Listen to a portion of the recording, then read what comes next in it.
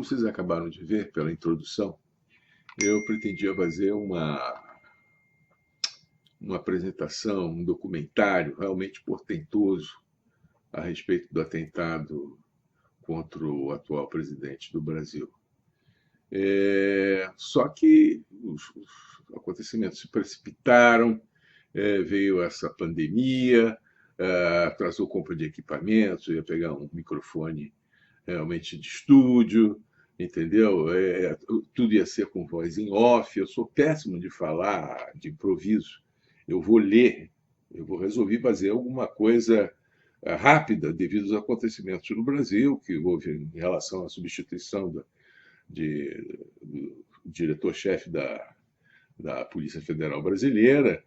Então, houve todo um questionamento acerca da investigação que foi feita lá, e o meu documentário pronto, o roteiro totalmente escrito. Veio a pandemia, veio tudo misturado, então agora, em função da oportunidade jornalística, eu resolvi botar de qualquer jeito para fora, né? E vai ficar horrível sob certos aspectos técnicos. Eu espero que o conteúdo da minha investigação se sobreponha à fraqueza técnica, que eu, pelo menos, não gosto. Eu gosto daquela coisa meio portentosa, meio profissional, entendeu? E então vocês vão me flagrar lendo o texto e eu vou tentar colocar as imagens que eu consegui e tudo mais para ilustrar a apresentação. Então vocês me desculpem, viu? Eu pretendia fazer algo bem melhor do que eu vou fazer. Muito bem.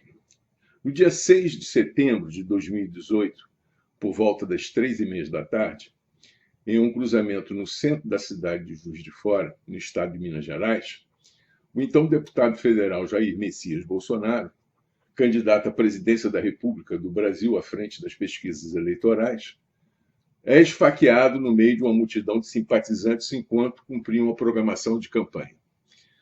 O agressor, Adélio Bispo de Oliveira, é preso na sequência da única facada que consegue desferir contra aquele que viria a ser o futuro presidente do Brasil.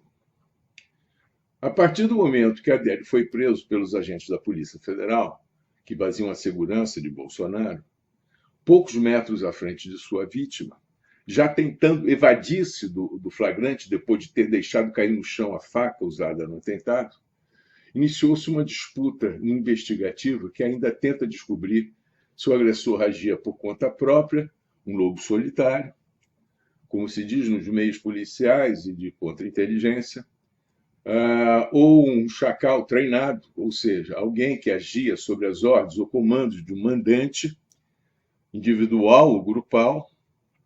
Vale lembrar que Carlos, o Chacal, foi o apelido dado ao venezuelano Ilich Ramírez Chances, um marxista leninista que serviu a grupo de terroristas palestinos, praticando uma série de sangrentos atentados na Europa. Carlos Chacal foi treinado em mais de um campo, que os terroristas deste tipo usam para transformar seus comandados em assassinos profissionais. Vejam bem. O método investigativo que usaremos é aquele que estabelece possíveis padrões e indaga se o objeto da investigação satisfaz a característica padrão que foi encontrada. No caso de atentados planejados envolvendo lobos solitários, verdadeiros lobos solitários, e pessoas famosas ou políticos, estabelecemos 6 padrões. O primeiro padrão, na maioria dos casos, onde o agressor era o lobo solitário, não havia a planificação de uma fuga. Inclusive, muitos se mataram após cometerem os assassinatos que planejaram. Adélio tentou a fuga ou havia indícios de que havia uma preparação para uma fuga? Pergunto. Foram levantados 3 indícios que poderiam sugerir que sim, havia uma preparação para o que aconteceria após o atentado.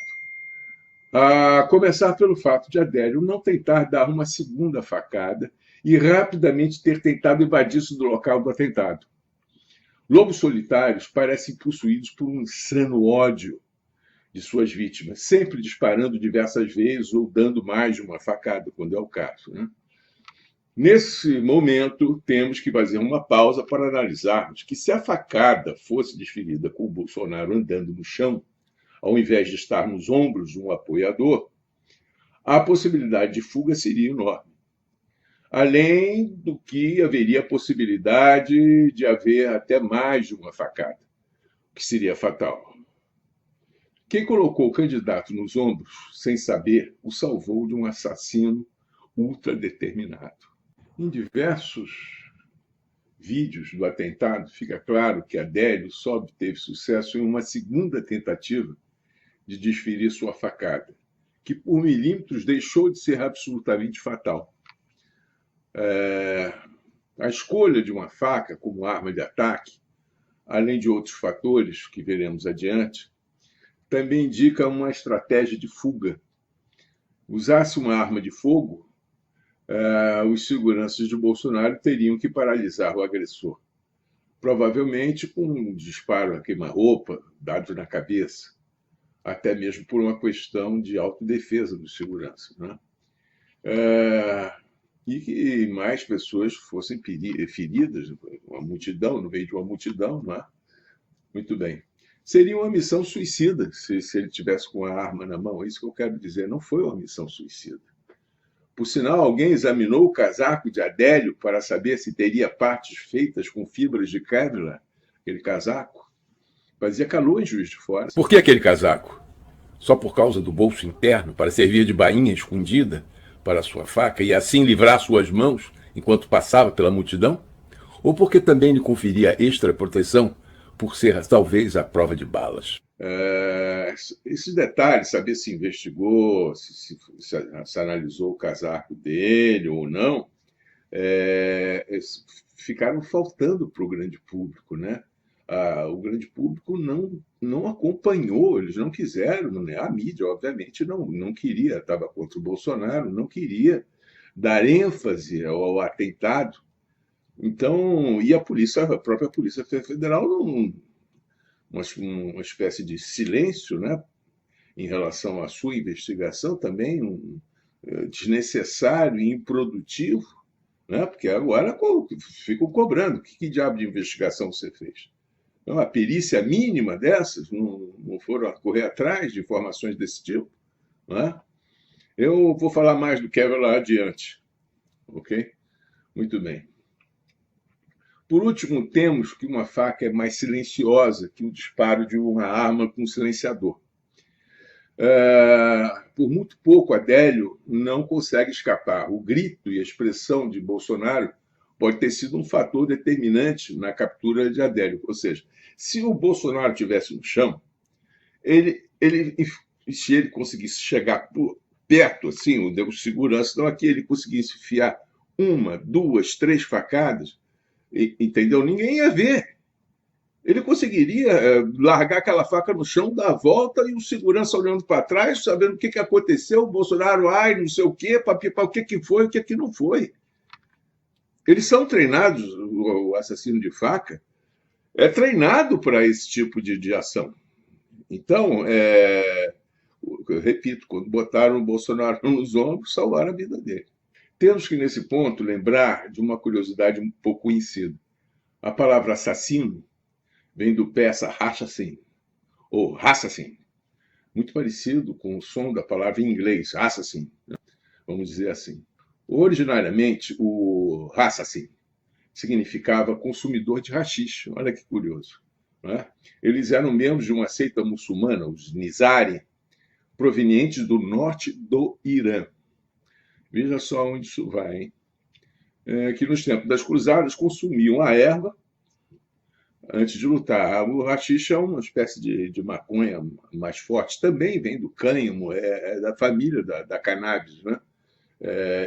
Só que ela não deixa o sujeito mole, ela deixa o sujeito mais alto, frio. Por isso que tem daí essa situação deles consumirem a droga antes de cometer deixa o cara corajoso, né? A maconha já deixa o sujeito meio lesado, mas o haxixe já deixa o cara mais alto. Os assassinos eram conhecidos pela habilidade de esconder a faca, olha só, ou a daga até o momento final do seu uso. Foi exatamente o que ele fez.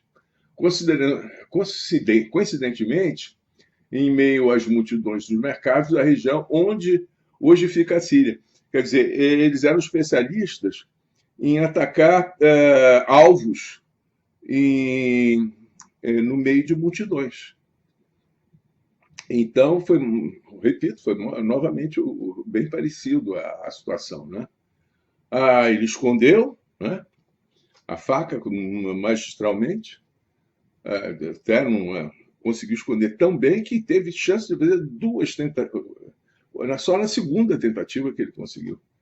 Apenas como especulação, podemos pensar em um treinamento no Oriente Médio para Adélio Bispo, né? Na ocasião, em Israel, ocorreram diversos atentados à faca de palestinos contra soldados israelenses. Mais adiante, quando falarmos com mais detalhes sobre a escolha da arma do atentado, vou voltar a esse assunto, encontraremos uma ou outra razão pouco conhecida que justificaria a escolha da faca. Como segundo indício para a preparação de uma fuga, temos a alardeada ultra-rápida presença de advogados de fora da cidade na delegacia de Juiz de Fora, para onde fora levado o Adélio Bispo, né? Fazendo aumentar a exagerada e desfocada suspeita sobre esses advogados, verificou-se que um deles, inclusive, já era bastante conhecido da mídia por ter atuado em outros casos criminais famosos, defendendo criminosos cuja culpa era notória, né? O goleiro Bruno, e outros casos aí. Pessoas que sabia-se que eram culpadas. Inclusive elementos de uma grande facção de traficantes. O cara era... né? Isso aí também é um dado, esse sim que seria o mais incriminador. E outros 3 advogados menos conhecidos, todos eles sem declarar quem os contrataram. Um direito assegurado pela lei brasileira. Quer dizer, o advogado, pela lei brasileira, ele tem direito à privacidade de não dizer quem é o mandante, quem contratou ele para defender uma pessoa. Olha só que leis. A Constituição brasileira foi escrita por advogados, né? Então, acho que é por isso que tem essas situações. A coisa não é transparente, né? Ele não... Estou defendendo fulano porque alguém me contratou. Enfim, vamos ver um vídeo desse advogado e eu faço um comentário na sequência. Quem que está pagando todos esses advogados aqui que está cuidando do Adélio Bispo? Esses todos. Isso até o juiz federal lá em cima quer saber, na maioria dos brasileiros. Então, a quem interessa, o povo brasileiro quer saber, a quem interessa manter em segredo, a quem interessa esconder quem foi que mandou matar Bolsonaro? A pessoa que me pagou. A pessoa que me pagou. Mas todos os advogados aqui e já disseram isso, não só ao juiz federal hoje, mas também na Polícia Federal, de que tirando aquele primeiro contato em que a pessoa me pagou, eu, Zanoni, no interior do meu escritório, a partir daí, todas as despesas foram bancadas por algumas emissoras de televisão, não vou citar um nome para você, nem para o Brasil, e também por todos os advogados que ficarão nesse processo até... O erro dele nessa entrevista que ele deu foi não ter negado que o cliente dele fosse um mandante. Imagina, isso é um absurdo. Eu sou o advogado do mandante, né? Ele se atrapalhou, já deve estar respondendo várias perguntas ali e coisa e tal, mas, na verdade, o que parece é o seguinte: ele inventou um cliente e foi lá faturar a publicidade. Ele deixa claro isso, que, imagina, uma grande ironia dizer que as emissoras de televisão estariam pagando o salário disso. Seria facílimo de se descobrir se isso é verdade ou não, mas indiretamente é verdade. Custa uma fortuna uma inserção num grande jornal, um telejornal, não é? Bom, e ele ironiza com a situação, né? Nesses casos, quando há um mandante que quer amparar o assassino de aluguel, o agente treinado, ou mesmo saber se ele o entregará para a polícia, né? Esse é o medo do mandante. ele não vai contratar um advogado em um primeiro momento, né? O advogado se tornaria um cúmplice da tentativa de ocultar o crime ocorrido. Ou o mandante ficaria nas mãos desse advogado, ou o inverso. O advogado ficaria com medo de se envolver nesse tipo de situação, onde mandantes de assassinatos poderiam até posteriormente também mandar matá-lo, né? Como queima de arquivo.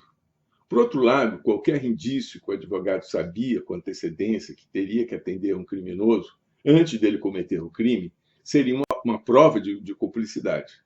E no caso que investigamos, uma prova irrefutável, que haveria um mandante, não é? Contudo, nada impediria que possíveis mandantes tentassem uma aproximação posterior. E esses advogados contassem com isso adicionalmente à publicidade que obtiveram. A maneira abrupta com que surgiram na delegacia se justifica pela tentativa de obter o direito de defender o criminoso famoso em primeiro lugar. O desastrado alarde em torno dos advogados por parte dos investigadores, e que não deu em nada, poderia até afastar possíveis mandantes. Se desconfiavam do advogado por ter chegado muito rápido à delegacia, deveriam ficar na campana do mesmo e não acusá-lo de ocultar um imaginário mandante que pagaria seus honorários. Como explicar isso? Grampo fictício. Adélio, o pessoal que odeia o Bolsonaro me mandou aqui para pegar o seu caso. Eu sou o maior advogado criminalista do Brasil. Eu topei o caso para manter minha fama. Eu ganho com a publicidade gratuita que vou receber com um cara que tentou matar aquele que, se sobreviver, vai ser o próximo presidente do Brasil. Digo isso para você confiar em mim. Nesse momento, você só tem que me escutar com atenção. Nosso objetivo é impedir que você fique em uma cela comum de presos. O único jeito que eu tenho de não te deixar em uma cela comum daqui para frente é você se passando por louco, maluco da cabeça, entendeu? Se você ficar em cela comum, vão apagar você, seja por vingança, por medo que você fale demais e até mesmo para depois venderem a história que você contou antes de morrer, entende? Ou ainda, os próprios carcereiros torturam você até a morte para saber quem mandou matar Bolsonaro e depois culpam os presos. Você pode até ficar mais tempo preso, mas vai ficar vivo. Guarde o nome desse remédio, Parmelor 50. Na audiência de custódia, eu vou perguntar na frente do juiz se você tomou a medicação controlada. Aí você vai dizer que sim, entendeu? Inventa lá que tomou uns remédios fortes, que você não se lembra mais o nome, mas vai lembrar que tomou o Parmelor 50, que é um remédio muito comum, que os farmacêuticos vendem sem prescrição de psiquiatra, por debaixo do balcão. Outros remédios mais fortes, eles vão querer saber onde você comprou, quem foi o médico que prescreveu, e aí complica o teu lado. Lembre-se, eu estou salvando a sua vida. Só tem mais uma pergunta, Sua Excelência. Até para que eu vou perguntar até para que eu possa fazer a magistrada esse requerimento. O senhor tem um histórico de uso de medicação de uso controlado, especificamente aquilo que foi lhe passado por psiquiatras? Bom, eu já tomei diferentes tipos de medicamentos controlados, né? Tem um que eu não me recordo o nome, extremamente forte, é pequeno, mas derruba não vai mais do que 15 minutos depois que tomou aquele comprimido. Se não tiver deitado, cai mesmo. Extremamente forte, né? E também já fiz uso do Parmelor 50, que ele é um pouco mais brando do que esse, embora tenha um efeito também muito forte, mas ele é um pouco mais brando do que esse. Fiz uso de um terceiro que eu já não me lembro mais, entendeu? Vale lembrar que só recentemente doenças mentais começam a ser diagnosticadas através de exames de sangue, através de marcadores genéticos. e não há ainda nada totalmente aceito pelo meio científico. O exame que psiquiatras e psicólogos promovem para testar a doença mental em determinado paciente são exames sintomatológicos, onde os sintomas apresentados, o histórico do paciente determina o diagnóstico. Questionários padrões, né? São preenchidos pelo examinado em busca de elementos comuns a doenças mentais. Alguns dos sintomas iniciais de esquizofrenia incluem isolamento social, irritabilidade, paranoia, tristeza constante ou depressão, apatia, perda de memória, dificuldade de concentração. Então, é muito comum que interessados em se passar por doentes mentais aprendam a demonstrar artificialmente esses sintomas. Por exemplo, pessoas interessadas em receber aposentadorias por invalidez, né, alegando que têm debilidades mentais, e se livrar, ou então se livrar de duras penas, alegando insanidade, não é bem o caso brasileiro, né? Engano os examinadores psiquiatras, enganar esses examinadores psiquiatras é uma prática tão comum que nos Estados Unidos as companhias de seguros não cobrem casos de psiquiatria. Há muita luta legal em relação a isso, porque ao não cobrirem esses casos, a sociedade fica sem dar tratamento a esquizofrênicos perigosos, como esses que constantemente causam esses assassinatos em série serial killers. A maioria deles são esquizofrênicos que não foram tratados, não houve um diagnóstico da doença, porque é caríssimo. Sempre lembrar, a medicina nos Estados Unidos é absurdamente cara, né? Obteve-se muitas poucas declarações de Adélio mostradas à imprensa, mas entre elas há uma carta que escreveu para parentes pedindo outro advogado e que este tentasse levá-lo para outro presídio mais próximo de sua família. No texto fica clara a presença de elementos estereotipados ou clichês que indicariam a presença de uma verdadeira paranoia, né? Receio paranoico da atuação de uma genérica maçonaria é um desses clichês utilizados por Adélio Bispo nessa carta que ele escreveu, né? Então fica claro que ele não se abriu sequer com os advogados que se apresentaram. Volto a repetir, o famoso e os outros, né? Que devem ter percebido que ali tinha alguma coisa diferente, que poderia ser a própria doença ou um treinamento apurado de quem sabia o que faria caso fosse preso. Bom, o terceiro indício de preparação de uma fuga é um registro de entrada, na verdade, 2, em nome de Adélio Bispo de Oliveira, na Câmara dos Deputados Federais em Brasília. No mesmo dia, depois do atentado, horas depois do atentado. Um registro, obviamente, falso, já que Adélio estava preso em Juiz de Fora na mesma hora. Bom, a explicação para isso. Novamente, podemos observar uma péssima investigação por parte da mídia e da própria Polícia Federal, né, que investigou o caso.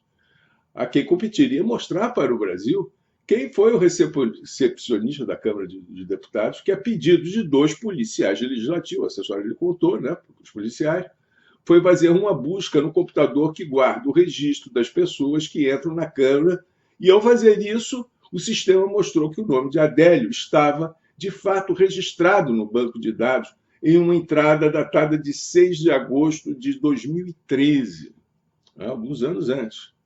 Quando, então, esse porteiro lá da Câmara, né, notou que essa inclusão não continha o número do CPF de Adélio, que agora, supostamente, era trazido pelos mesmos agentes que faziam a pesquisa.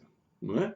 Estranho, no mesmo dia, esses agentes fazendo essa pesquisa no computador da Câmara, muito estranho, né? Tentou, então, encobrir a falha de quem não incluiu o CPF de Adélio, o que podemos supor. E, ao tentar editar a inclusão, criou uma nova entrada com a data do dia da consulta, ou melhor, 2 novas inclusões. Todos esses fatos são relatados e atestados pelo chefe do recepcionista, que reconheceu que esse tipo de defeito na programação já tinha ocorrido anteriormente, né? Uma historinha, uma casando com a outra. como foram eles mesmos que chamaram atenção para o ocorrido. Quer dizer, foram eles mesmos que foram lá e tornaram público essa investigação e o ocorrido. A Polícia Federal se deu por satisfeita, segundo a mídia, né? Estou aqui me baseando sempre na mídia, se deu por satisfeita com essas explicações. Se investigaram mais sob o manto do segredo de justiça, não nos deixaram saber. Uma transparência maior nesse fato seria de todo desejável, né? Afinal de contas, uma coisa que modificou a história do Brasil, né? Teriam que... A imprensa, a mídia, nós sabemos que é contra o Bolsonaro, então ela não tem interesse nenhum em investigar nada. Já a polícia teria que ter mostrado serviço, né? O que nos fica é que teria sido uma tentativa de se obter um álibi para Adélio. Como ele foi preso, houve uma tentativa de se apagar o nome do banco de dados, no banco de dados lá daquele computador, quando então ocorreu o defeito de programação do sistema, que ao invés de deletar o registro, acrescentou outro. Uma boa armadilha de segurança, quem quer deletar, quer ocultar, né? Vale frisar, então, o programador botou lá uma armadilha. Se você for lá tentar apagar um nome, você vai, na verdade, incluir outro. Aí você não consegue nunca fazer uma tramóia dessa, né? Vale frisar aqui que a polícia ou segurança de parlamentos é lugar de infiltração de forças externas estranhas aos interesses nacionais. Aquele parlamento lá, segundo algumas fontes do serviço de inteligência que eu consultei. Então, como vimos, não podemos dizer com toda certeza que os indícios de preparação de uma fuga estavam presentes. Temos apenas suspeitas. Segundo padrão, um atentado premeditado e profissional exige uma fonte de financiamento. Via de regra, os lobos solitários não apresentam nenhuma fonte extraordinária de financiamento. Como se enquadra Adélio Bispo nesse quesito? Em um período que se estende de 1999 a junho de 2018, Adélio trabalhou em nada menos do que 39 empregos de carteira assinada em 3 estados diferentes da federação. Adélio não ficou tempo suficiente, maluco, né? Adélio não ficou tempo suficiente nesses empregos para seus colegas de trabalho conhecê-lo. Todavia, não há registro de brigas ou demissão por justa causa, de ordem criminosa. Quer dizer, um sujeito violento que tenta um atentado dessa natureza passou por 39 empregos sem se envolver em nenhuma briga, não atacou nenhum patrão, nenhum colega de trabalho. O que é suspeito se, de fato, se tratasse de um doente mental perigoso. Nosso investigado esteve trabalhando em Uberaba, Florianópolis, Joinville, Curitiba, São José, Itajaí, Camboriú, Montes Claros, sua cidade natal, em diversos tipos de empreendimento, tais como supermercados, farmácias, lanchonetes, bares, cafés, padarias, yacht clubes, açougues, empresas de terceirização de mão de obra, empresa de informática, construção civil, call centers, telemarketing e, finalmente, um restaurante japonês, local onde ganhou seu maior salário, R$ 1.800. A média salarial de Adélio durante anos foi de um pouco mais de um salário mínimo. Nesse mesmo período, aparentemente, sua carteira registrou longos períodos como desempregado ou possivelmente vivendo na economia informal. De estranho, aparece uma incongruência, o fato de um período de ter recebido, em um período ele recebeu de uma fonte pagadora em Florianópolis, enquanto estava em Minas Gerais. O que pode ser um indício de uma falha no disfarce de um possível financiamento oculto. Todavia, valores tão baixos e erros e falcatruas com carteiras de trabalho são tão comuns no Brasil que, mais uma vez, não podemos ter a certeza de encontrar uma prova de um financiamento oculto. Se houve algum financiamento disfarçado às atividades de Adélio como um chacal treinado, ela teria vindo de uma rescisão trabalhista sob um período que havia trabalhado como garçom. A quantia dessa rescisão não apareceu nas minhas pesquisas, mas a Polícia Federal Brasileira está satisfeita com a afirmação de que este dinheiro extra serviu para bancar o pagamento antecipado da pensão que Adélio se hospedou em Juiz de Fora.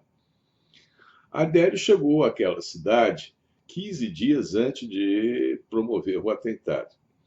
Este dinheiro também explicaria o cartão de crédito internacional encontrado com ele, nunca usado e que fora expedido automaticamente pelo banco em função do depósito alto em sua conta. Uma investigação com as pessoas envolvidas nessa rescisão seria absolutamente necessária, né? Se esta investigação ocorreu, ela não foi divulgada a contento, mais uma vez.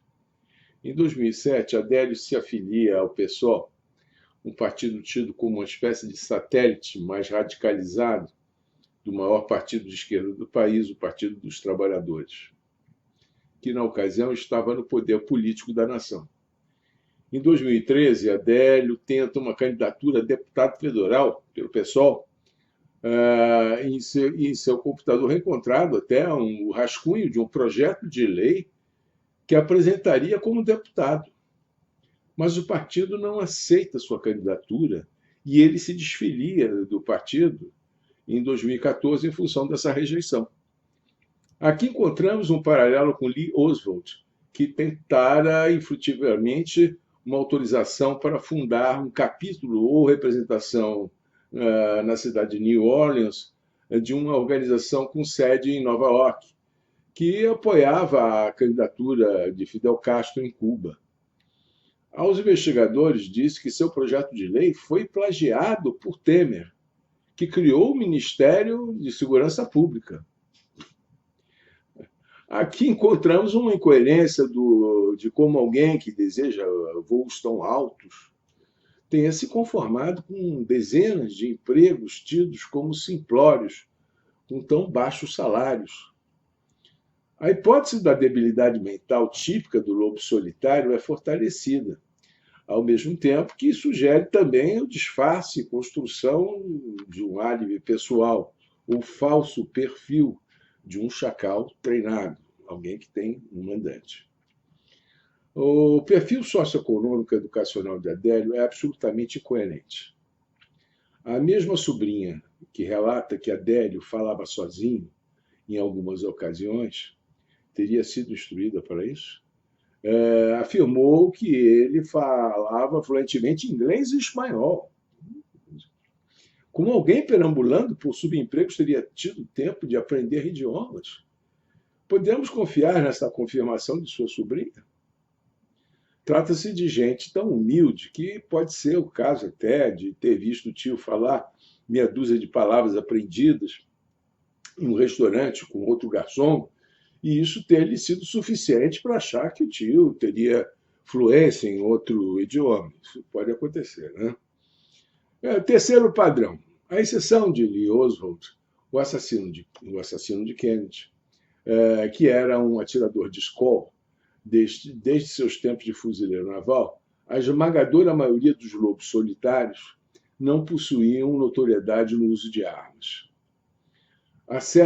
Acerta suas vítimas de muito perto e de surpresa com armas que obtiveram de forma fortuita ou compraram pouco antes do ataque. Por que Adélio não usou um revólver como este, não é? Com uma munição especial, como essa daqui, por exemplo, deixa eu mostrar para vocês, com uma ponta hollow point, mas com um outro projétil dentro da bala. Isso permite que o alvo atingido, no caso um alvo humano, seja ferido mortalmente, se for atingido no tronco ou na cabeça. Como dissemos anteriormente, o uso de uma arma de fogo transformaria o atentado em uma missão suicida. Uma arma de fogo de mão como essa, né? O que não incomodaria um verdadeiro lobo solitário, tradicional, onde a vontade de atingir sua vítima é maior do que a razão. Contra o uso da arma de fogo, de mão, temos ainda que qualquer esbarrão, por mais ligeiro que seja, a bala se desvia de sua trajetória. Qualquer coisinha, na hora de uma mira, na hora de um tiro, a bala vai para... Quem já tirou sabe do que eu estou falando. Basta dizer que Adélio falhou em uma primeira tentativa de esfaquear.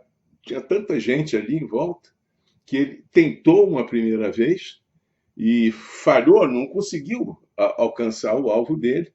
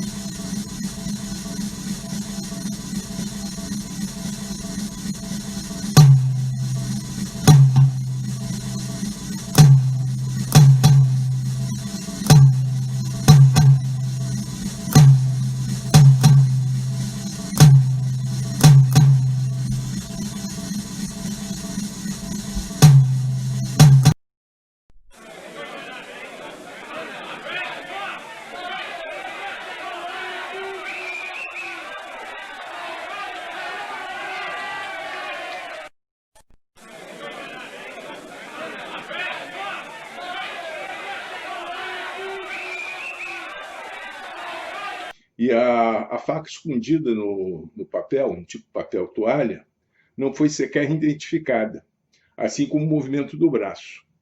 A faca enrolada no papel, além de escondê-la para os olhos da multidão, teria outra finalidade óbvia, não é?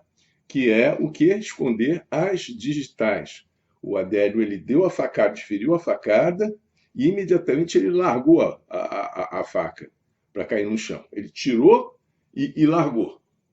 Ou seja, não ficou as impressões digitais na faca, não é? Aqui nós temos uma faca, esse tipo de faca aqui, não é? Não foi a que ele usou. Ele usou foi uma com esse tipo de ponta. É importante identificar que esse tipo de ponta, que pelas fotos a gente vê que foi desse tipo, é que é necessário para o efeito que nós vamos ver aqui adiante.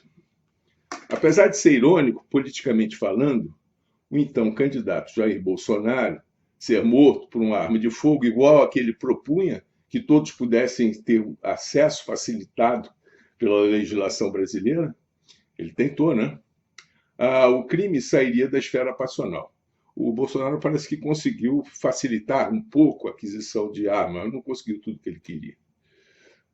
Se pensarmos no marketing do assassino, né? Imagina, o assassino assassina com uma faca aquele candidato que queria que todo mundo tivesse uma arma de fogo. Como ironicamente dizer, olha, não adianta você acabar com a facilitar a arma de fogo, você tem a faca, você não precisa da arma de fogo, não é? Seria algo mais ou menos como isso. Outra grande razão para a escolha de uma faca poderia estar no fato do candidato ter o costume de usar um colete à prova de balas por debaixo da camisa. Mas se bala não atravessa o colete, atingir o alvo com uma faca não seria impossível? Não.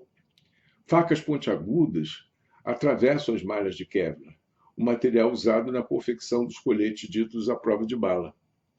A escolha da faca com uma ponta igual àquela que eu mostrei teria sido perfeita para perfurar o Kevlar. Coletes feitos com malha de titânio, capazes de resistir a facadas e tiros de arma de mão, são raros e não usados por Bolsonaro durante a campanha daquele ano. O uso de um revólver ou pistola apresenta tantos riscos operacionais naquele tipo de atentado, com a vítima no meio da multidão, que a escolha de uma faca comprada em uma loja comum de rua acabou sendo uma escolha profissional de um assassino, né? Se considerarmos que havia planificação séria para o atentado. Aqui vale a lembrança que Adélio estivera no clube escola de tiro de nome 38, na cidade de São José, perto de Florianópolis, em Santa Catarina, no dia 5 de julho de 2018, 63 dias antes do atentado que praticaria em Juiz de Fora. Esse clube de tiro recebia com frequência os dois filhos de Jair Bolsonaro, Eduardo e Carlos. E, segundo a prevista, a visita do deputado federal Eduardo Bolsonaro naquele mesmo dia, onde Adélio gastara R$600 entre aluguel de arma, raia de tiro e munição.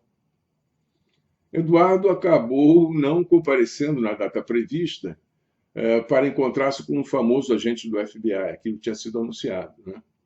E não pode haver dúvidas aqui que coincidência desse tamanho não existe.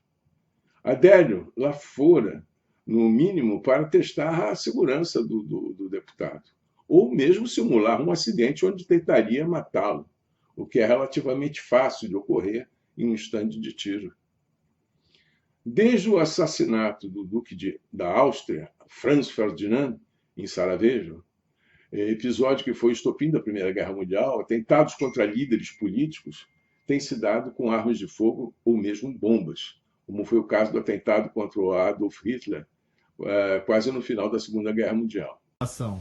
Ou um rifle AR-15, como esse daqui, tão fácil de ser encontrado na mão dos traficantes brasileiros, poderia, de uma janela, mirar e... Porque qualquer sofisticação no atentado que cometeria o faria perder o disfarce principal de lobo solitário. Podemos ainda pensar que alguém agindo sozinho, mesmo um chacal treinado, com um disfarce de um pobre homem brasileiro do interior, teria muita dificuldade de arranjar um fuzil com luneta. Saber com precisão a agenda e o roteiro de sua vítima para preparar um local de tiro no alto de algum telhado ou apartamento, voltamos sempre à possível grande necessidade de ocultar a existência de um mandante. O quarto padrão.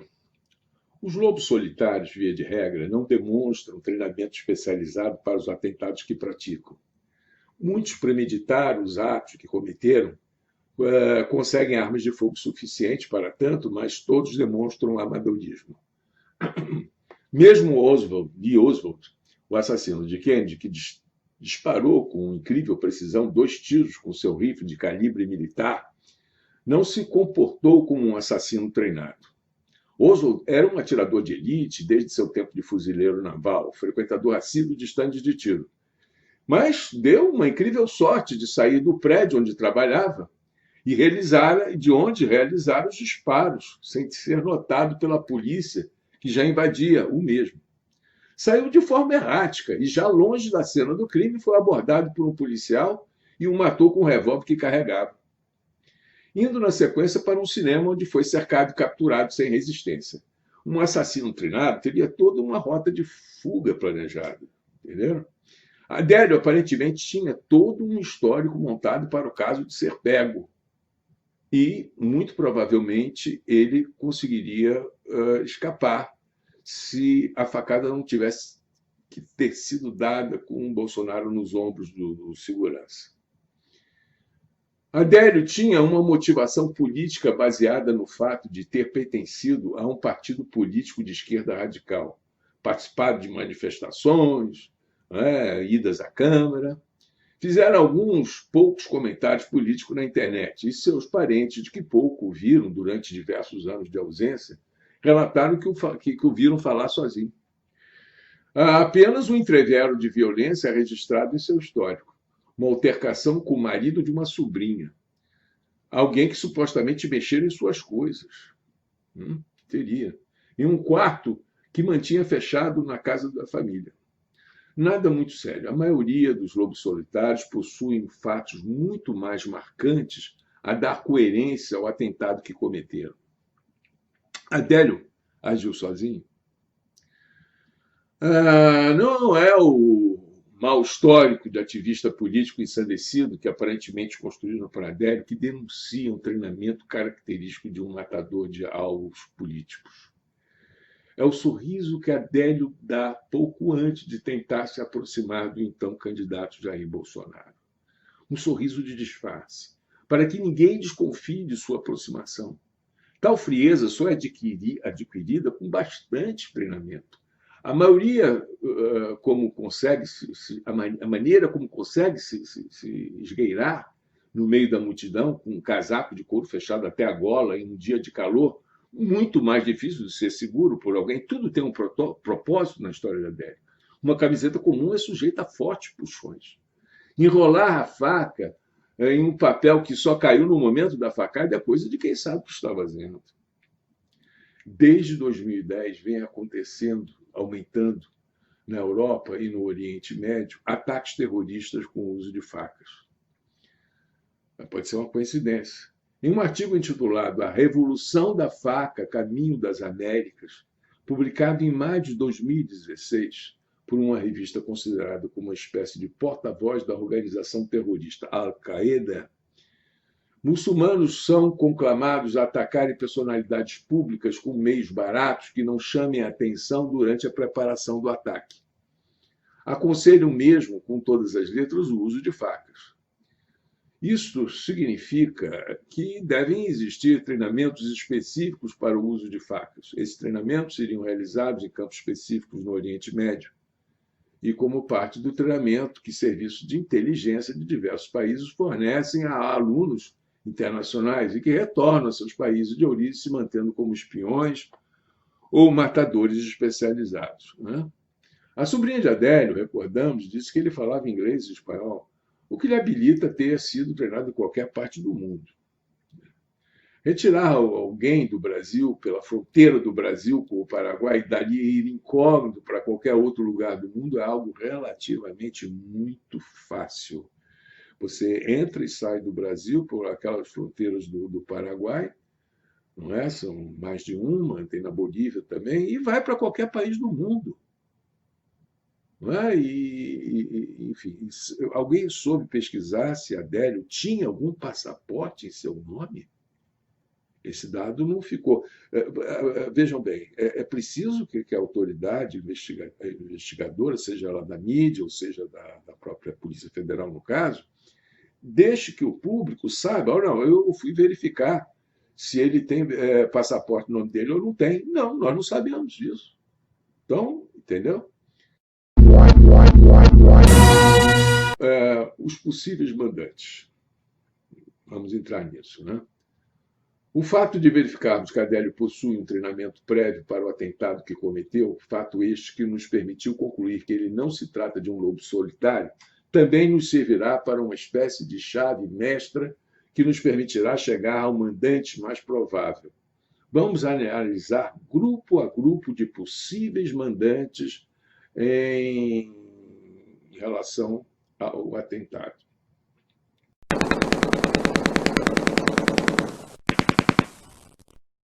Inimigo do crime organizado. Naquele momento histórico, onde ocorria a campanha para a presidência da República em 2018, o Exército Brasileiro fora convocado para uma intervenção de ajuda às forças de segurança do Rio de Janeiro, berço de algumas das maiores facções do crime organizado brasileiro.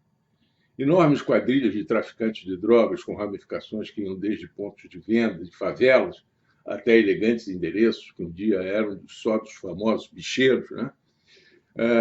com uma tremenda tradição de guerras e assassinatos entre si. Para complicar ainda mais o quadro de criminalidade, o Estado apresentava o desenvolvimento de grandes milícias, que da inicial venda de proteção às comunidades se transformaram elas mesmas em coadjuvantes de diversos crimes. A representação política do crime organizado já era patente e, naquele mesmo ano, já se manifestara na estranha e misteriosa execução de uma vereadora ativista de esquerda, Marielle Franco, 176 dias antes do atentado a Bolsonaro. Bolsonaro, em seu discurso político, tinha uma prioridade de combate à violência, pretendendo endurecer as leis e facilitar que a população se armasse de forma legal para se defender dos criminosos em todo o país, que batia recorde de assassinatos. Dentro desse quadro, Bolsonaro poderia ser o alvo de um atentado que tivesse como mandantes o crime organizado. Uma maneira de peitar os militares, que Bolsonaro tanto se esforçava em representar devido a seu passado de militar, seria como dizer que não sairia barato uma tentativa de enfrentamento do crime organizado. Basta lembrarmos aqui dos atentados à bomba na Colômbia, promovido pelos narcotraficantes, e da aliança desses com as guerrilhas daquele país. Todavia, se voltarmos para o perfil de Adélio Bispo, não encontraríamos nenhum indício de ser um assassino de aluguel de um grupo ligado ao crime organizado. Um assassino ligado ao crime organizado mataria por dinheiro. Jamais se arriscaria da forma que Adélio Bispo se arriscou, por mais treinado que fosse.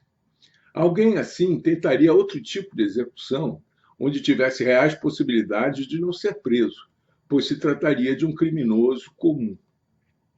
Fora o que, o crime organizado só se envolveria em um ato terrorista se pudesse assassinar o ato, ou seja, se pudesse mandar uma mensagem aos órgãos de comunicação se apresentando como um mandante, para poder obter os frutos de seu aviso à sociedade e aos políticos. De verdade, não gostam de assumir seus crimes, pois sabem que a retaliação a eles é mortífera, pois contaria com total repulsa da sociedade. Então se arriscariam por nada.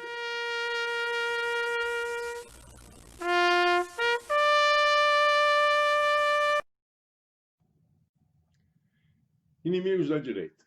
Para desconfiar de inimigos da direita, teríamos que imaginar grupos mais à direita de Bolsonaro.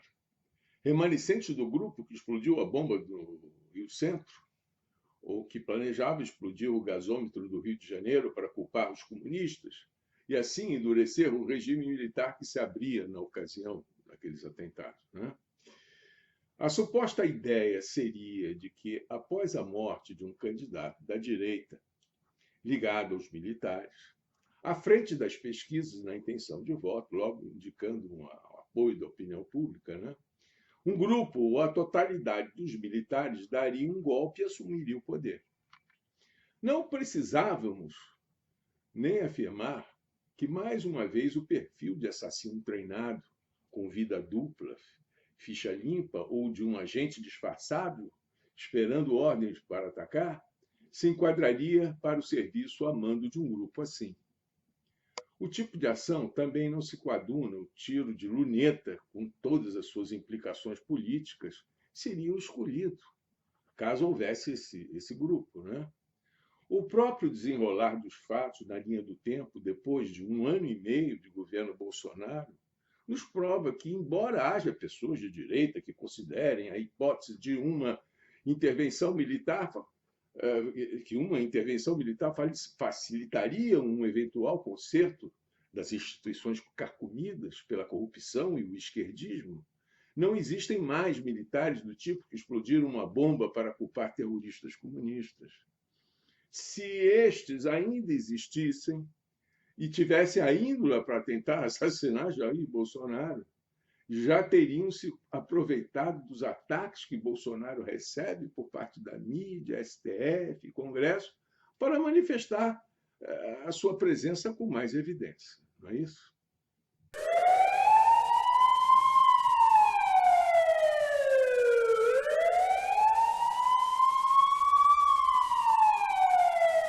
À primeira vista, alguém poderia dizer que o Brasil é relativamente contraditório em relação à violência política.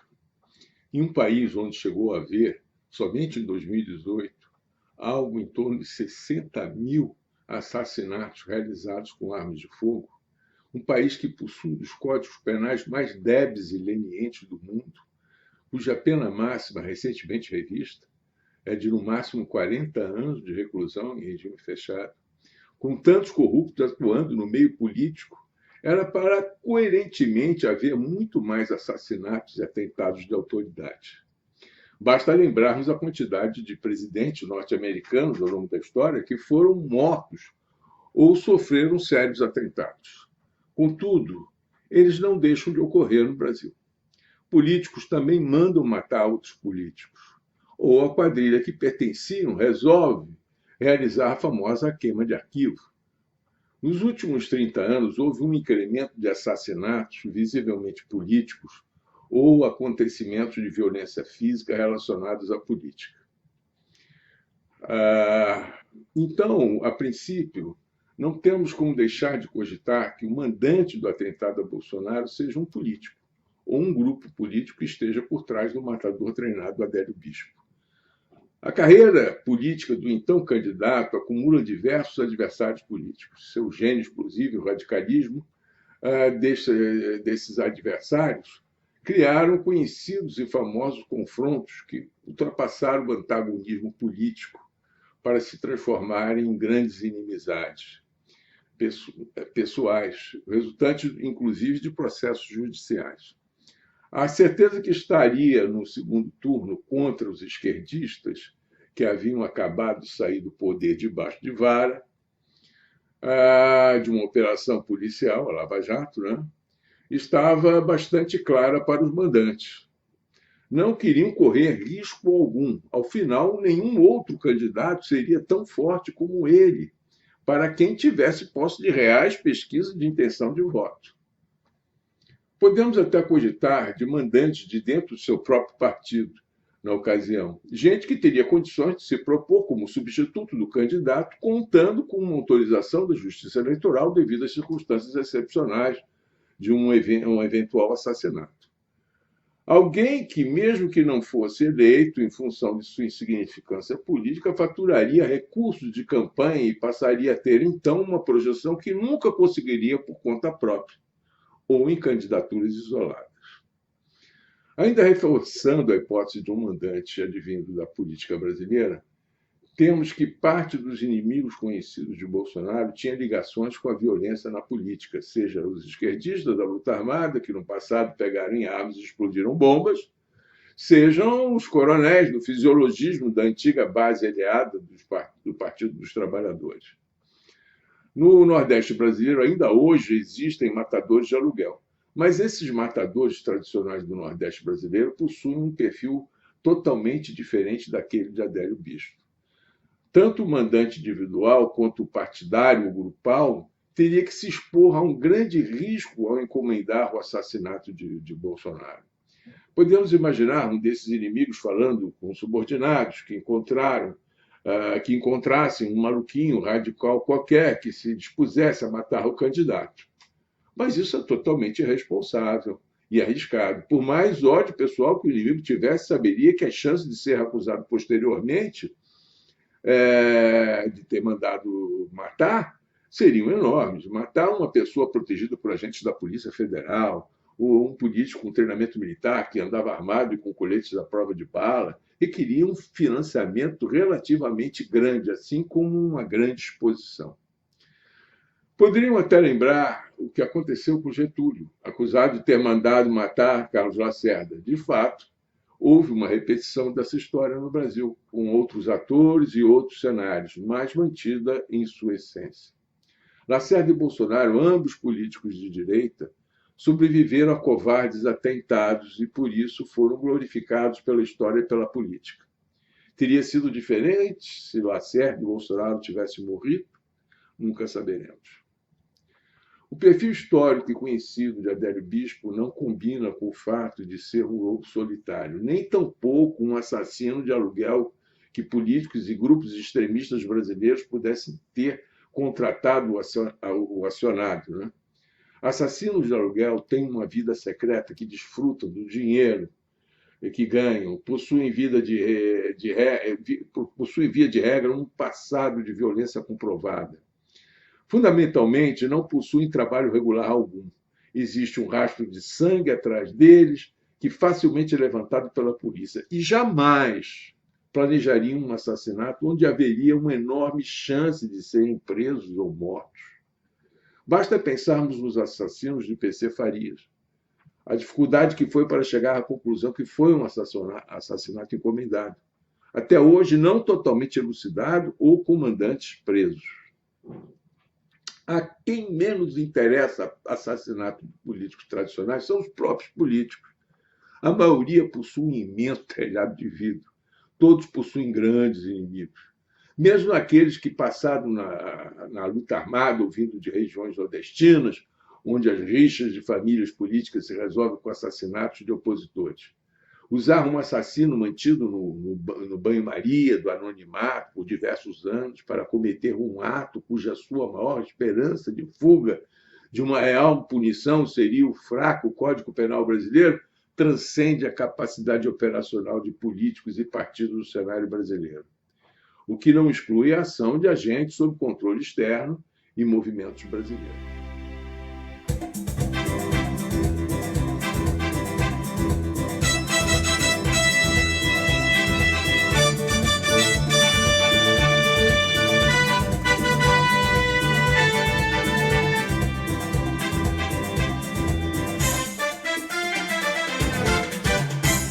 O livro do Mujica, nas páginas 198 e 199. Mujica é o ex-presidente do Uruguai, onde ele diz ali claramente que Dilma Rousseff despachava dentro do Palácio do Planalto, ouvindo as inteligências cubana e venezuelana. Então, muita coisa esquisita, desde quando o PT aí viu-se na possibilidade de chegar ao poder, vem acontecendo até hoje. Eu não vou entregar essa rapadura de graça. Desculpa aqui, não. Tenho certeza que eu estou nessa lista misteriosa, não sei de quem é, mas estou nessa lista misteriosa aí para 2018. O inimigo externo. O serviço secreto ou a inteligência de dois países latino-americanos possuem o perfil necessário para ter agentes treinados e infiltrados no Brasil, capazes de operar pontuais assassinatos de cunho político sem assumir esses atos. Cuba e Venezuela.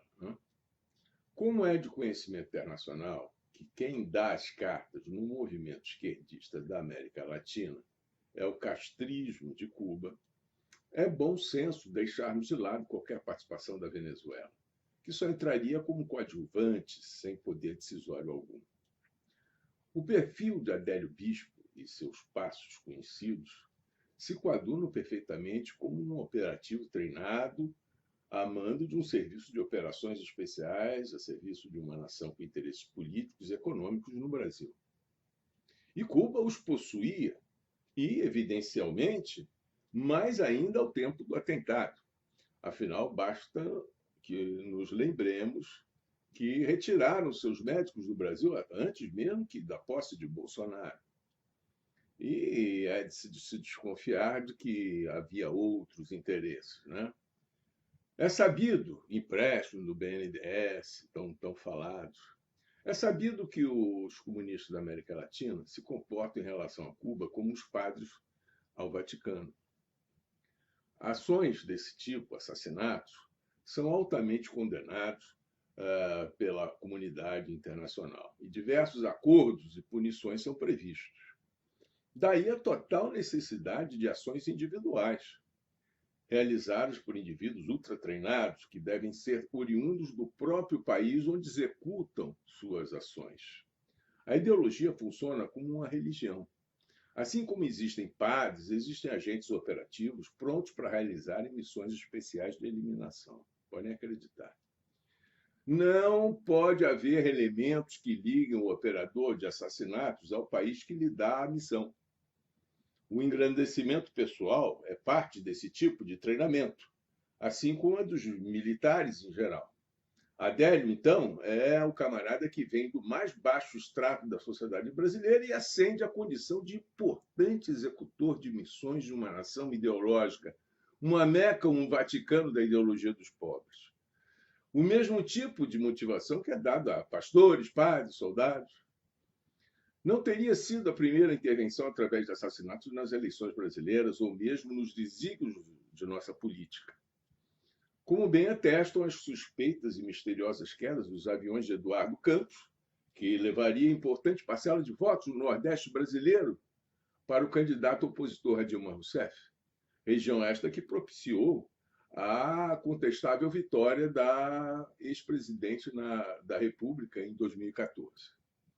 Ou ainda da queda do avião do ministro Teório Zavascki, que mantinha sob sigilo importantes conclusões da Operação Lava Jato, alguém que provavelmente teria dado a entender que não colaboraria com um possível esquema de ocultamento de informações sob sua guarda.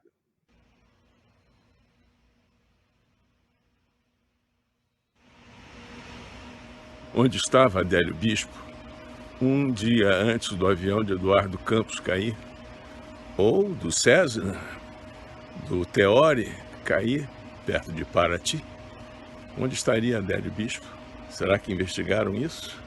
A aparente não sofisticação do assassinato de Jair Bolsonaro seria vital para a opinião pública brasileira e órgãos de inteligência internacionais, né? Não causasse tanta suspeita que interferissem no resultado eleitoral. Não podia ser uma coisa que tinha que ser exatamente o que foi. A imagem de um acelerado radical que esfaqueou o candidato de direita acusado de ter um discurso de ódio e que ainda era favorável à facilitação da venda de armas à população. Nesse ponto da análise, eu achei que seria interessante trazer aqui a opinião de um especialista. John Doe é o nick que usaremos para designá-lo. John, ele é consultor independente para assuntos de segurança e inteligência, trabalhando para grandes companhias de seguro que atuam na região da América Latina. Cheguei nele através de uma amiga de sua esposa, que é brasileira, uma residente aqui da Flórida. Ele concordou em conversar conosco sob a condição de anonimato, porque os seus contratantes não gostariam que ele se expusesse dessa maneira. Então, John, eu mandei para você a parte do documentário até esse ponto da live, e eu gostaria de saber a sua opinião a respeito de tudo que você viu e das minhas conclusões até aqui. Viu o seu documentário e parabéns, você chegou lá. O que me pareceu ser sua conclusão, a maneira como você fez suas deduções, me parecem corretas. Mas eu gostaria de acrescentar algo que você não fez, o highlight. Até esse momento, com mais de 2 anos de iniciar o caso, não apareceu nenhum relacionamento de Adélio Bispo, nenhuma ex-namorada, esposa, um afé amoroso, mesmo de um gay, o que bem demonstra tudo que sabemos desse tipo de agente infiltrado.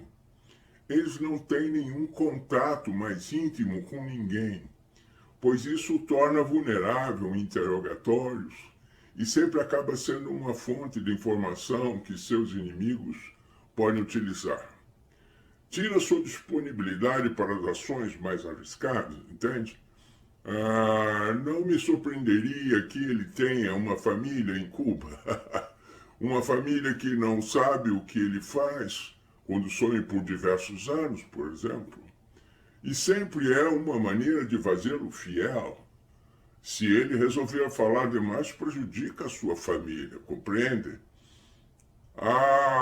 Outra coisa muito interessante que descobri na internet brasileira, em um site oficial do governo de vocês, um discurso realizado por Bolsonaro em 16 de abril de 2016, no Congresso Brasileiro. Eu encontrei na internet um site da Câmara dos Deputados, um dia antes de ser votado o início do processo de impeachment da ex-presidente Dilma. Os deputados discursavam no plenário, cada um levantando argumentações para o impeachment. Com a palavra, Jair Bolsonaro mostra um livro do ex-presidente do Uruguai, onde este revela que Dilma tomava decisões de Estado sentada na mesa de seu gabinete, com oficiais de inteligência de Cuba e Venezuela. Fala que o Brasil financiava a ditadura cubana com um programa Mais Médicos ao custo de 1,3 bilhão de reais, né? Moeda de vocês. E fala o que eu considerei a coisa mais forte de seu discurso, que os comunistas não sairiam do poder simplesmente com uma votação na Câmara, que estavam preparando um ataque terrorista de grande envergadura, ao estilo do Estado Islâmico, para justificar a convocação do Estado de Defesa, que acredito ser algo semelhante a um estado de sítio. O que significa uma fala dessas para os ouvidos de um oficial de inteligência castrista? Uma típica fala de contra-espionagem. Significa que ele provavelmente teve contato com informações de algum órgão de inteligência e estava prevenindo as ações do inimigo, o que sempre inibe as ações dos adversários. Uma antecipação que indica também que já tinha como certo que o processo de impeachment passaria e que eles tentariam um grande atentado de origem desconhecida, algo de porte, como algo assim, como a queda da barragem de Brumadinho, com indícios de que usaram dinamite, por exemplo, não? Ou aquela explosão recente no Líbano. Algo assim faria com que os militares, sempre muito divididos, aceitassem o estado de defesa ou o estado de sítio, que daria poderes extraordinários ao presidente da República, no caso, a Dilma, não? Interromperia o processo de impeachment e que poderia ser o caminho para um estado de exceção. A convocação de uma Assembleia Constituinte, nos moldes do que Maduro faz na Venezuela. Quem teria dado essas informações a Bolsonaro? Se perguntariam os castristas. Mesmo que elas não fossem verdadeiras, fosse apenas uma conjectura pessoal dele. Poderia significar uma atividade de inteligência americana. Veja bem, a fim da Guerra Fria não significou o fim da guerra entre os serviços secretos dos Estados Unidos, dos russos, dos cartistas e dos chineses. Esse continua até hoje em um verdadeiro jogo de xadrez, com orientações que mudam a todo instante. Eles sabiam que o FBI de Obama havia estabelecido um relacionamento com os tucanos, que a Operação Lava Jato teve total apoio do FBI de Obama. Alguém agia sob o conhecimento deles no acordo que fizeram pelo fim do bloqueio da Cuba. Devem ter ficado surpresos de como um deputado considerado do baixo clero tinha contato com esse tipo de informação. Mas era o único deputado que se atrevia em falar em nome dos militares. Ele próprio era um ex-militar. A quem mais o FBI e outras agências de inteligência poderiam estar apoiando com informações naquele momento? Devia ser o questionamento deles. Calma, eu sei que isso não justificaria o assassinato de Bolsonaro, mas justificaria a vigilância do operativo Adélio Bispo naquele clube de tiro de Santa Catarina. Agora você está vendo como eu estou encaixando as peças do quebra-cabeça. Adélio foi naquele clube de tiro não para tentar matar Eduardo Bolsonaro, mas para espionar quais agentes do FBI e de outras agências americanas poderiam estar lá. Foi anunciado que um atirador de elite do FBI estaria lá naquele clube de tiro, junto com o Eduardo Bolsonaro, um escrivão da Polícia Federal brasileira, e deputado federal, já naquela ocasião filho do candidato Jair Bolsonaro. Ele não foi lá para atirar, foi para fotografar agentes americanos que estariam no redor da família Bolsonaro. Uma tarefa típica de reconhecimento. Provavelmente nem sabia que teria ordens para tentar assassinar Bolsonaro. O reconhecimento de um agente do inimigo pode significar muita coisa, inclusive o grau de informação que o governo americano estaria dando ao relacionamento com alguém que poderia ser o presidente do Brasil. Depois verificamos que a visita de John Bolton a Bolsonaro nos primeiros dias depois de sua eleição, que de fato havia um forte apoio. Nesta visita, provavelmente, John Bolton informou a Bolsonaro acerca do que pensavam, acerca de quem seria sido o comandante de Adélio Bispo. Acredito eu, sem nenhuma certeza. Ok, John. Até aí tudo bem. Você não contou qual teria sido a razão principal para eles tomarem a decisão de mandar matar Bolsonaro. Mas, antes de entrarmos nesse ponto, me diga, não era óbvio, ululante, que eliminar Bolsonaro, mesmo que de modo a parecer um episódio normal dentro do ódio político que havia se instalado no país, não iria beneficiar o candidato da direita? Então, como considerar que os castristas, no caso, agissem de modo a prejudicar seus comandados no Brasil? Já estavam perdidas para eles. As eleições de 2014 já haviam provado que a esquerda só ganharia através de uma fraude executada com uma distância muito pequena entre os candidatos. Mas para falar disto, nós teríamos que fazer uma análise conjectural do que ocorreria caso Bolsonaro tivesse sido morto pela facada de Adélio Bispo. Eu tenho 3 hipóteses e uma preferida. Se você fizer uma edição desta nossa conversa, coloque o resultado do primeiro turno de 2018 em algum lugar da tela, para que fique mais fácil o meu PowerPoint. Tenho 3 hipóteses para a substituição de Bolsonaro, que é decidida pela coligação partidária pela qual ele concorreria. Uma coligação de 2 partidos inexpressivos, o PSL e o tal do PRT. Nunca ouvi falar. Quem mandava nisto tudo era o presidente do PSL.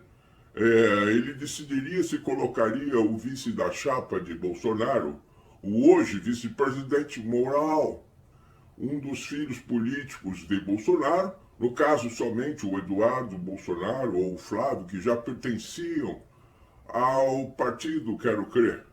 O Carlos pertencia a outro partido. Mas os filhos fariam uma campanha muito traumatizante. Haveria muita insegurança nisso tudo.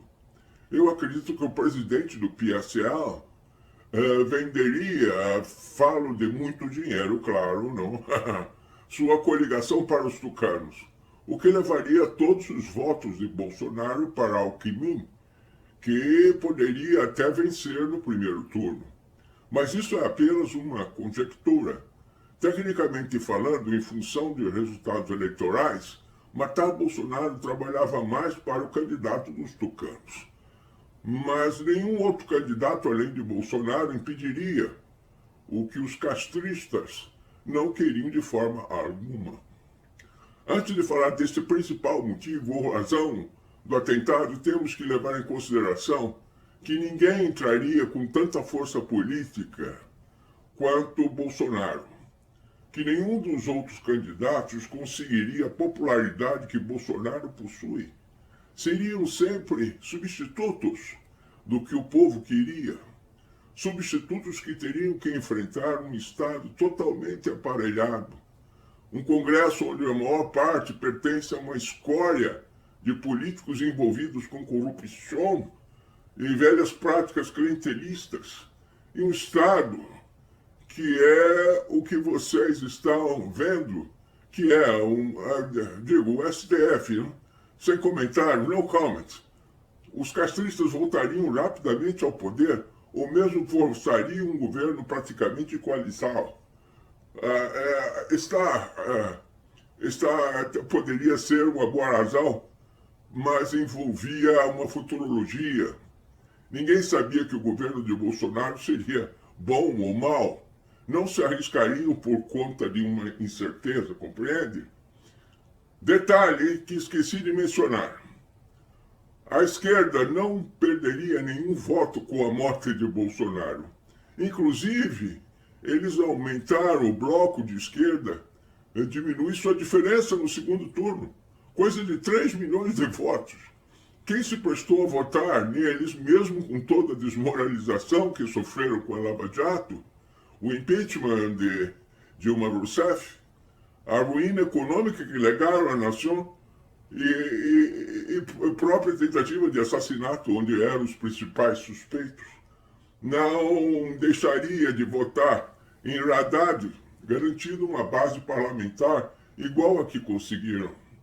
Na verdade, tiveram muitos votos. A mágica das urnas eletrônicas e da Bolsa Família funcionou novamente e muitos tucanos anularam seus votos e nem votaram no segundo turno.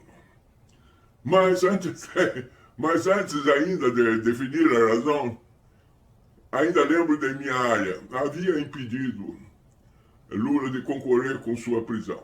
Ora, neste jogo de Guerra Fria, uma atitude relevante é sempre normal. Então tiro da corrida o candidato do imperialista Yankee. Também certamente pensaram. Eles não podem reclamar caso descubram. Temos uma grande herança stalinista aí também. E o castrismo é um filho dileto do stalinismo. Não é simplesmente eliminar o inimigo, mas o inimigo que representa uma ameaça concreta. Desde agora os russos acusados de envenenar inimigos políticos em Londres com isótopos radioativos e mais recentemente ainda um político oposicionista ainda residente na Rússia. É o vale de tudo para ganhar disputas, como dopar atletas para ganhar medalhas de ouro. São heranças legítimas do stalinismo, que mandou matar até Trotsky, que inclusive foi o autor dessas matanças. Contudo, a razão principal de terem tentado assassinar Bolsonaro foi uma promessa de campanha dele. Já há algum tempo, a exportação de médicos cubanos tem sido a principal fonte de renda dos cubanos, passando as poucas outras que lhe restaram depois do colapso econômico da Venezuela, que lhes sustentavam desde o início deste século, por praticamente 2 décadas. Bolsonaro, candidato de Trump, iria acabar com o programa Mais Médicos, simplesmente exigindo a revalidação dos diplomas e novas bases de negociação do que o Brasil pagava ao governo cubano. Mas ainda convidaria os familiares dos médicos a morarem no Brasil como um primeiro passo para lhe concederem visto de permanência em definitivo. O Green and Yellow Card não era só a perda financeira que teriam, que quando chegou a terem 11 mil médicos, chegou a ser de 1 bilhão e 300 por ano, como disse Bolsonaro em seu discurso. Uma verdadeira fortuna para um país com a economia de escassez da ilha, com uma população de menos de 12 milhões de habitantes. O dinheiro faria falta.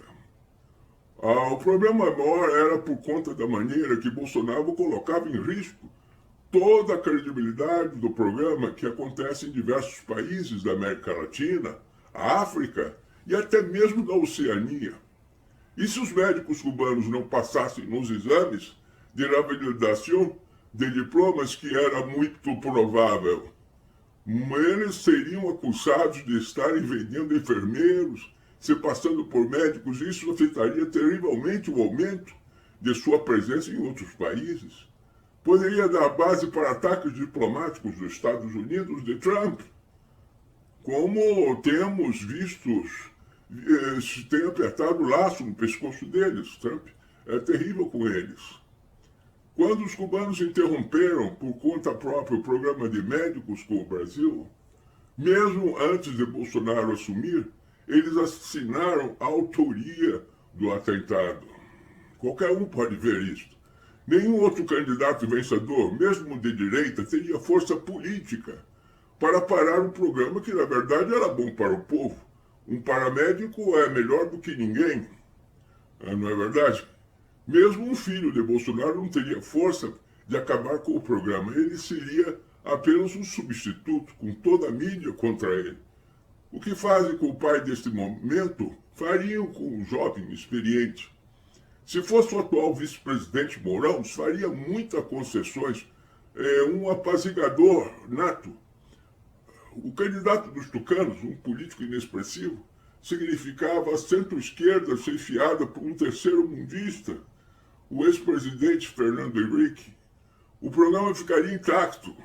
Eliminar Bolsonaro, portanto, varia o risco de perder um agente, que na realidade correu menos riscos que um soldado que vai para a frente de batalha, ou desses policiais que entram nas favelas do Rio de Janeiro. Eu e minha esposa vivemos no Rio os 5 anos que ficamos no Brasil. Eu mesmo tendo já passado pelo Afeganistão, Honduras e El Salvador, a trabalho, tenho medo de sair na rua. Eu escutava tiros quase todos os dias em São Conrado. Saber que quem me matasse durante um assalto e fosse preso poderia sair para as ruas, com até 4 anos ou menos. Isto é uma loucura. Então, meu amigo, pensei, a comida brasileira que eu amo, minha mulher pode fazer aqui na Flórida. Aliás, meu pagamento por esta consultoria de $15 mil, veja lá, vai ser o jantar que ela preparou para mim hoje. Carne seca, desfiada e frita com onions. Tem uma loja com comida para brasileiros, onde compramos ingredientes. Bom, você sabe disso, né? Obrigado, João. Você fez por merecer o jabá com Girimundi, sua esposa. Você esqueceu da abóbora, né? Toma a liberdade de afirmar que você revelou uma opinião particular sua, que não é ligada a nenhum grupo político, partidário, grupo empresarial e muito menos a algum país. Da minha parte, digo o mesmo. Estou apenas cumprindo com o meu papel de jornalista investigativo e opinativo. Não quero que essa análise possa ser vista como peça de uma acusação leviana, já que os elementos que foram trazidos aqui não possuem nenhum valor legal. Foram apenas peças de uma investigação jornalística, feita através da internet, que levaram a uma conclusão meramente opinativa, dentro da liberdade de expressão contida na sagrada primeira emenda norte-americana. Esse documentário foi produzido nos Estados Unidos por um jornalista brasileiro formado, cidadão norte-americano. Obrigado por sua audiência e até o próximo Analisando com João Canalha.